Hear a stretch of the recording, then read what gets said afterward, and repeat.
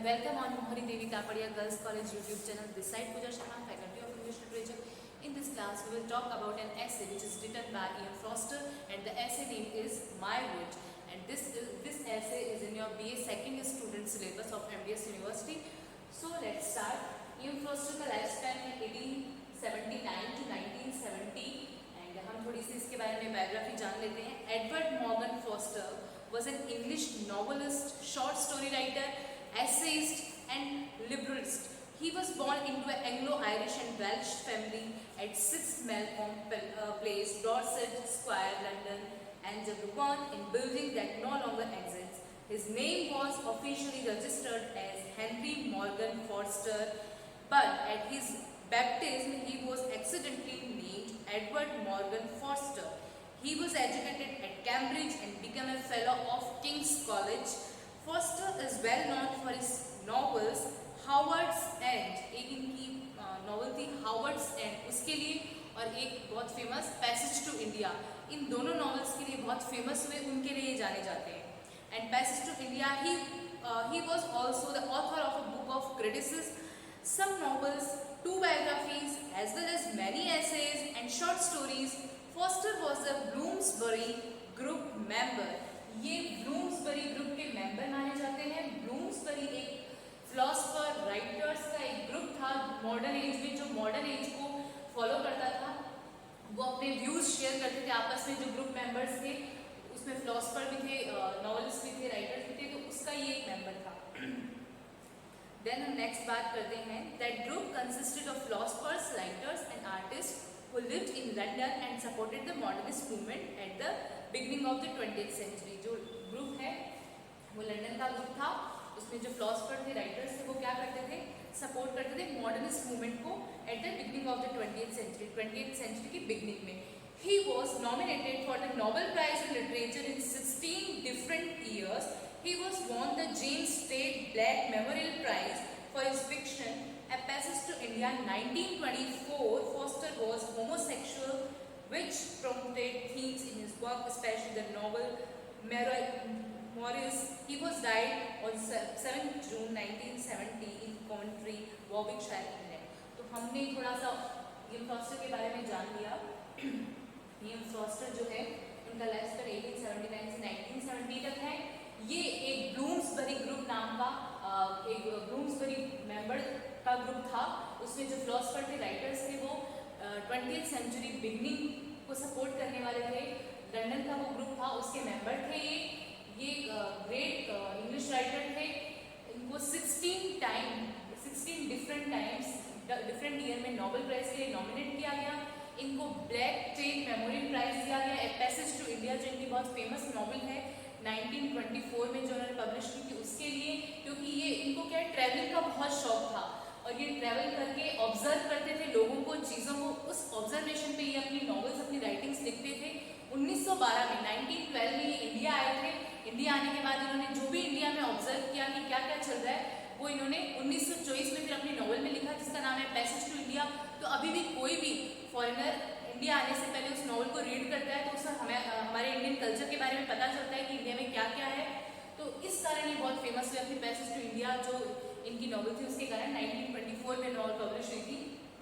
फिर कुछ ऐसा माना जाता है कि इनकी मोराइस नाम की नॉवल थी, उसके अकॉर्डिंग माना जाता है कि ये एक होमोसेक्सुअल भी थे. एंड चलो अब थोड़ा सा हम अपने ऐसे के बारे में बात करते हैं. ऐसे का नाम है माई वुड. माई वुड से मतलब, अगर आप जिस लिटरल मीनिंग समझेंगे, माई मतलब मेरा वुड यानी लकड़ी, बट यहाँ वुड को माना गया है एक प्रॉपर्टी, मेरी प्रॉपर्टी. इसका लिटरल मीनिंग तो है मेरी लकड़ी, वैसे मेरी प्रॉपर्टी, मेरा जंगल, मेरी जगह. तो इस पूरे ऐसे में इसी थीम पे बात की गई है कि जब इंसान खुद की प्रॉपर्टी खरीदता है तो वो कितना इगोस्टिक हो जाता है, उसमें क्या क्या साइकोलॉजिकल चेंज आते हैं, वो क्या सोचता है, वो एक ऑनर बनने के बाद उसका बिहेव लोगों के लिए कैसा रहता है, वो सारी चीज़ें इस ऐसे में हैं. तो हम थोड़ा सा ऐसे के बारे में देखते हैं. The essay my wood is from the book Abinger Harvest. एक इसकी बुक थी एबिंगर हार्वेस्ट जो 1926 में आई थी. उसमें ये इनका ऐसे आया. This essay encourage reader to think about the essence of materialism and the seductive energy of human property, ये रीडर को एनकरेज कर रहा है। कौन? ई.एम. फॉस्टर। किसके थ्रू?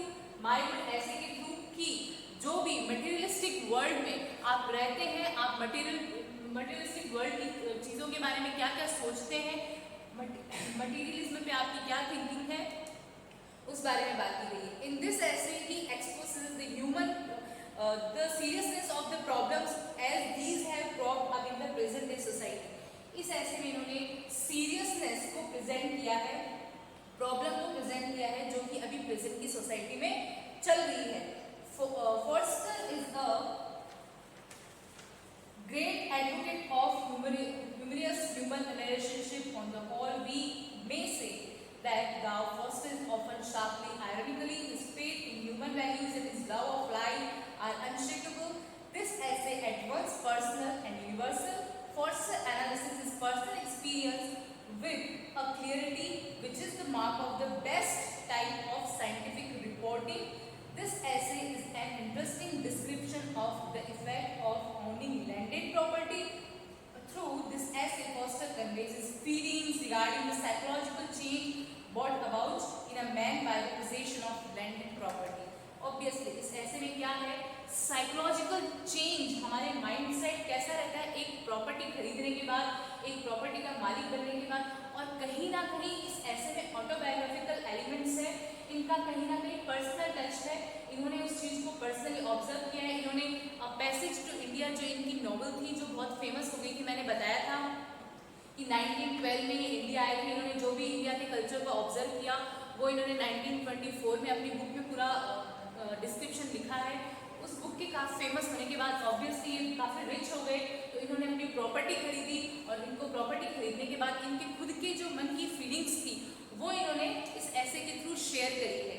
तो ये इस पूरे ऐसे में यही बात करते हैं कि इंसान जो है वो इस मटेरियलिस्टिक वर्ल्ड में कितना जकड़ा हुआ है।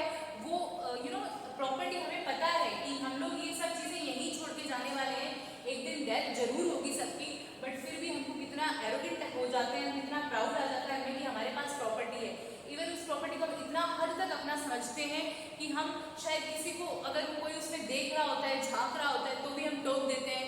कोई अगर कुछ भी वहाँ कर रहा होता है, बैठा होता है, हमको प्रॉपर्टी का जब एरोगेंसी हमारे माइंड में प्रॉपर्टी की रहती है तो हम उसे उठा देते हैं कि ये हमारी ज़मीन है। तो ये सब चीज़ें साइकोलॉजिकल माइंड किस वजह से आती है? इनके हमारे खुद के नेचर के कारण, हमारे खुद के एरोगेंस के कारण। फिर मैं आपको थोड़ा सा ऐसे के बारे में बताऊंगी कि इसने क्या करके आपके ऐसे में इन्होंने कुछ बिब्लिकल इल्यूशंस भी दिए। बिब्लिकल इल्यूशंस आप समझते हैं कि बाइबल अगर किसी ने पढ़ रखी है या बाइबल के बारे में अगर आप थोड़ा बहुत नॉलेज रखते हैं तो बिब्लिकल इल्यूशंस है कि इन्होंने बाइबल में कुछ जो कैरेक्टर्स आए हैं उनके टच को इन्होंने इस ऐसे में दिया है। इन्होंने एक बिब्लिकल इल्यूशन में एक चीज़ बोली है। इन्होंने क्या बोला है? That swift camel passing through the eye of a needle and being woven into the robe of God। क्या होता है? एक छोटा सा कैमल एक सुई में से निकल जाए और वो क्या करे? needle being woven into the robe of God, और वीव करे robe of God को।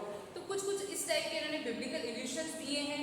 फिर इन्होंने लिखा है, एक बहुत अच्छी बात लिखी है कि हम जितना इस मटीरियलिस्टिक वर्ल्ड में जकड़े हुए रहते हैं उतना हमें कोई ना कोई चीज़ की और ज़रूरत पड़ती जाती है। जैसे अगर हमने प्रॉपर्टी खरीदी है तो प्रॉपर्टी के लिए हमें, अगर वो खुली प्रॉपर्टी है तो उसके लिए हमें उसमें दीवार बनानी पड़ेगी, हमें उसमें कुछ पेड़ पौधे लगाने पड़ेंगे। मतलब इस टाइप की चीज़ें हमें कुछ ना कुछ आगे ज़रूरत पड़ती रहेगी।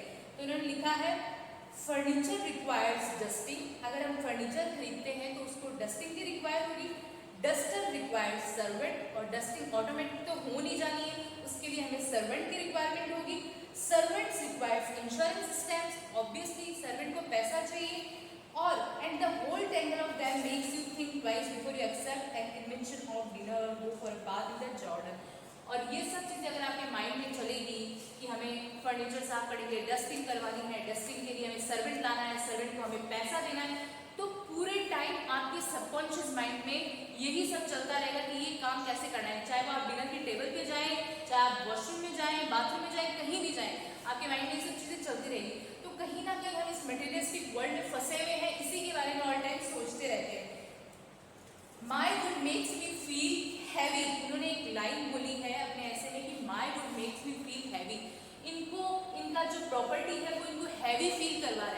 हैवी किस सेंस में फील करवा रहा है कि ये सोच रहे हैं कि मतलब प्रॉपर्टी खरीदने के बाद मेरे माइंड पे कितना बर्डन आ गया है, मैं कितना इसके बारे में सोचने लगा हूँ, मतलब मुझे बस इसके अलावा कुछ दिख ही नहीं रहा है। फिर उन्होंने कुछ और जैसे एग्जांपल दिए कि एक बर्ड थी जो इनके उसमें एक दिन बैठी थी इनकी प्रॉपर्टी में, फिर वो बर्ड उड़ के पास की प्रॉपर्टी में चली जाती है, पास में कोई मिसेस है उनकी प्रॉपर्टी में चली जाती है। तो ये कह रहे हैं कि मतलब मेरे को जेलस फील हुआ कि मेरी बर्ड उनकी जगह पे उनकी प्रॉपर्टी में चली जाती है। बट वही बात है कि बर्ड का कोई फिक्स नहीं कि वो कहाँ रहेगी, जहाँ उसको थोड़ा ज़्यादा अच्छा लगेगा एटमॉस्फेयर वहाँ वो चली जाएगी। तो ये कह रहे हैं मेरे में इतना पावर भी नहीं है कि मैं उसका मर्डर कर सकूँ, उस लेडी का, और उनकी प्रॉपर्टी खुद में ला सकूँ। तो मुझे अपनी प्रॉपर्टी अच्छी बनानी उस बर्ड के लिए। तो कहीं ना कहीं इनका लालच बढ़ता जा रहा है, मतलब ये ग्रीड में आ रहे हैं कि हमारे पास प्रॉपर्टी है, अब वो बर्ड भी हमारे उसमें आनी चाहिए प्रॉपर्टी में। अगर हमारी प्रॉपर्टी में नहीं आ रही मतलब हमारी प्रॉपर्टी में कुछ कमी है, तो वो जो कमी है वो हमें पूरी करनी पड़ेगी। तो कहीं ना कहीं ये मतलब जो प्रॉपर्टी चीज़ है ये क्या करती है, हमें इस दुनियादारी से बांधते जाती है, ठीक है।